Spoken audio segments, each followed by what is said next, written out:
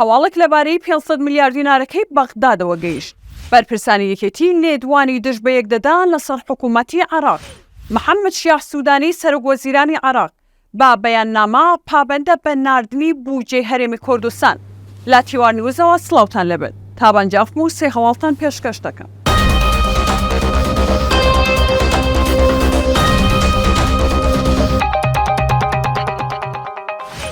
دوای ئەوەی ئەمڕۆ یەکشەممە دەی ئەیلووی هەندێک میدیا هەواڵێکیان بڵاو کردەوە کە حکوومەتی هەرێمی کوردستان 500 میلیارد دینارەکەی بەغدادی ڕەت کردووەتەوە و دابەشکردنی موچاش دوا دەکەوێت.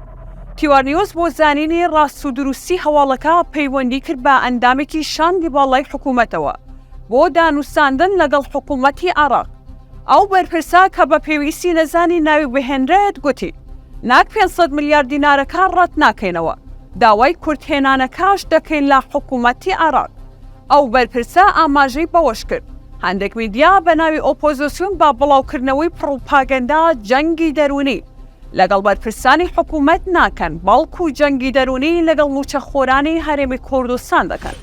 مەلاری ئەندامی سەرکردایەتی یەکێتی نیشتیمانی کوردستان با میدیای پارتی ڕاگەیاند ئێستا هیچ بیانوویەک نەماوە، بەڵام ڕۆژ دوای ڕۆژ ئەوان مەبەستلەی بەغدادە بیانووی زیاتر بە هەرێمی کوردستان دەگرن. بیانۆکەشیان بە کۆدەنگی هەموو لایەنە عێراقیەکان نییە، بەڵکو چەند لایەنێکی دیاریکراون کە ڕێگرن لە بەردەم گەشە سەندن و ئەو شێوازە ژیانەی کە خەڵکی کوردستان پێی دەژین. نایانەوێ ئەو شێوازە لە ژیان بەردەوام بێت و بچێتە سەر. ئەوەشی ڕوون کردەوە ئەوان دەیانەوێ هەرێمی کوردستان تووشی قەیران بکەن.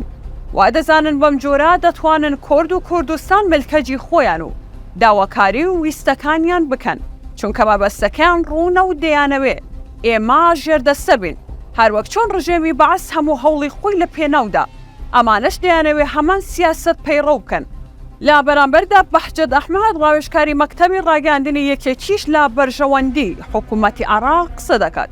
دەڵێت گومانی زۆری حکوومەتی بەغداد لە داتای داهاتی نانەوتی هەرێم هۆکارێکی دیکەی نەناردنی بەشە بوجێ و شاندی هەرێمیش سەرکەوتوو نەبوون لە سەلماندنی ڕاستی داتاکان.